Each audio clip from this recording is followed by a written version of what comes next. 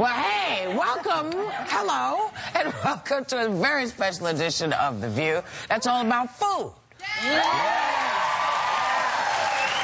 But first, let's get into hot topics. I have to tell you what happened to my daughter, Alex, at the airport yesterday, because she flew in, I got in this morning. And all the kids, you know, they like to help her get ready, and they put her bling on, you know, and she doesn't wear a lot, but it's, you know, it's nice. Yeah. So she gets to the airport, and she's all ready, and she takes everything off, and she goes through the thing, and it goes, squeak. And she thinks, oh, what was that? I don't have any metal on. And she goes back through, and she goes back through again, and it goes, squeak. She does this about 3 or 4 times. She's getting frustrated. The people are getting frustrated. She's pretty mild-mannered. Yeah, she's very mild-mannered. But then it dawns on her.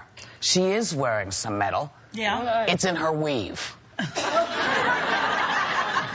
So now she's in a panic because she has to get somebody who will understand the weave. Oh, no. So she says to the guy, could I speak to one of the female, you know, TSA people? Guy says, okay. So the girl comes over and says, what's the deal? Says, I've got clips in my weave, and I'm not taking my weave out.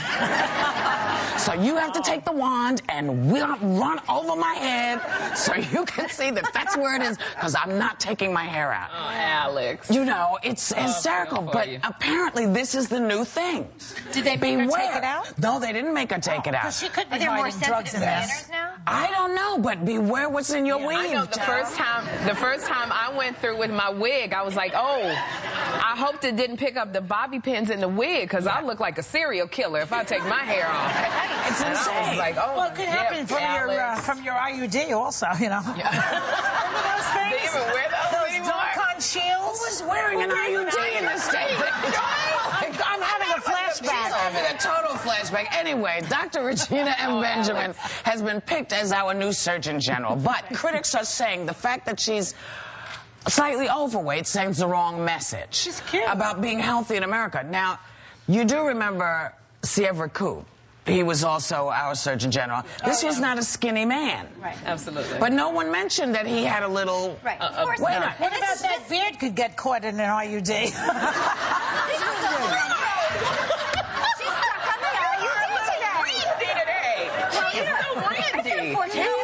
don't come down on the men. That people are just, you know, everybody's trying to, we are a nation now that's trying to find fault wherever we can. This is a woman who has done the most wonderful work in Alabama, in rural areas where nobody wants to work. Nobody, but few want to work. Right. She's set up all kinds of centers. She's got all kinds of credentials. Yep. She's, you know, a little overweight. Most people are a little overweight, but she's certainly not obese. No, and she's qualified. This whole pick and pick, yeah, really. she's absolutely qualified, and I think it's also judgmental and also sexist, because we never hear it about the typical size here is a size 14. Right. That's the typical average woman size. So she's 2 sizes over. Well, we don't even know that. The fact that we know her size. And the fact that you would say she's overweight, you don't know that she's not running. I mean, President Obama smokes a few cigarettes, but this man gets up and works out every day. He plays basketball. He's fit. So you don't know that she's not a fit size 18.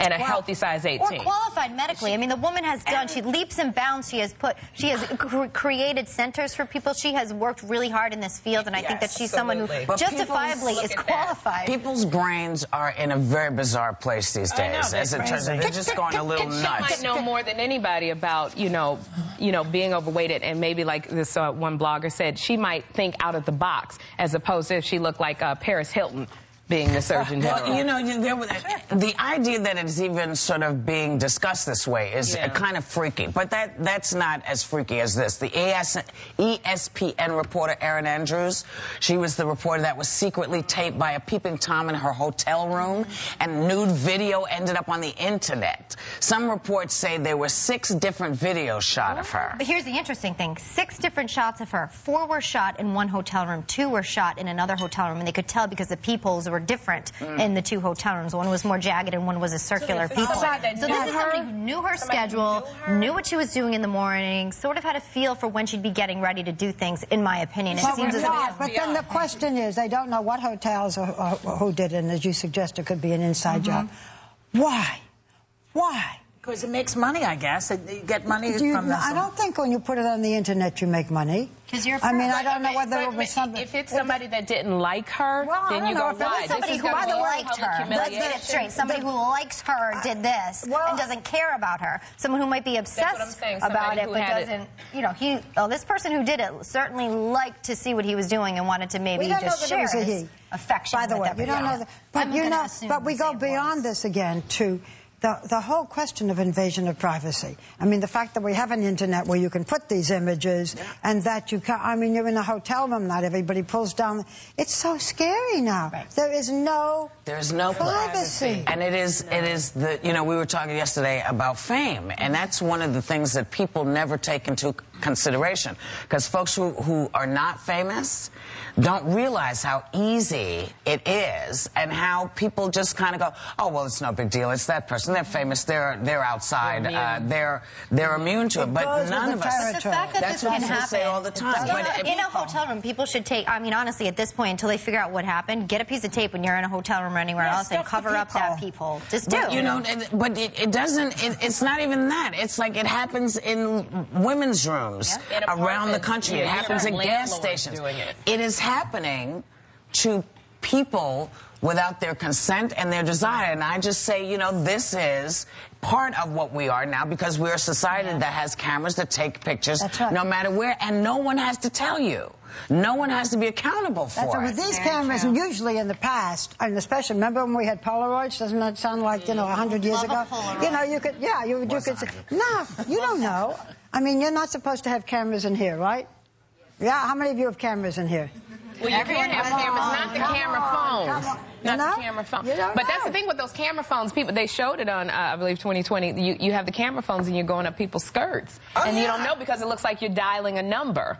And it's taking a picture on that person's skirt. I know. I tell you, I'm really glad that I arrived before this era of show everything, catch everything, because, you know, just as a human being, you know, you're not perfect, you know, you're flawed, but boy, I would be in no one would hire me if they could see some of the stuff I've done in my past. If they could put that on the internet, I tell you, people would be like, oh. Everybody would be in that situation. I mean, but I think we're going to see more pictures of me without my conditioner in my hair either. And your IUD or whatever it is. Honestly, legislation will need to tighten up over this. We have video voyeurism laws. I think in Connecticut they can get 5 years in prison when the person is caught, if indeed caught. Catch them. That's the other thing. You know, you used to be able to take a picture, but you had to identify yourself if you sent it to a magazine or to a television show. You couldn't just send or put anonymous stuff out there. You know, and now once you get it out there, it's everywhere. And we've talked about this before. It is not just celebrities. It's young girls, for example, who want to send nude pictures of themselves but could be arrested for, you know, we've talked about that. You know, do it to on the internet or to other friends. I mean, because we have no laws about it, and I don't know whether we ever will. But well, you know, I don't go to the beach, so people don't take pictures of me in bed. Don't go to the beach. Don't, you know, you can't. But you have to watch it. That's all. What you're basically saying, which is what I used to think, which is, you know what? Unless I want to be the Whoopi you expect me to be, I'm not leaving my house. And you cannot trap people in their house like that. You should have the right, like anybody, to go outside and walk and sit on the beach in a really bad bathing suit if you want to. Nowadays, you just have to know somebody's going to put it on the internet, and they don't have to tell you. I mean, I'm not disagreeing with that. No, I'm just saying, you know, it's like if you hear somebody say cut outside your hotel room, they might be taping you. What about the responsibility of... And on that note, we're going. We'll come back, though, because we got more hot topics.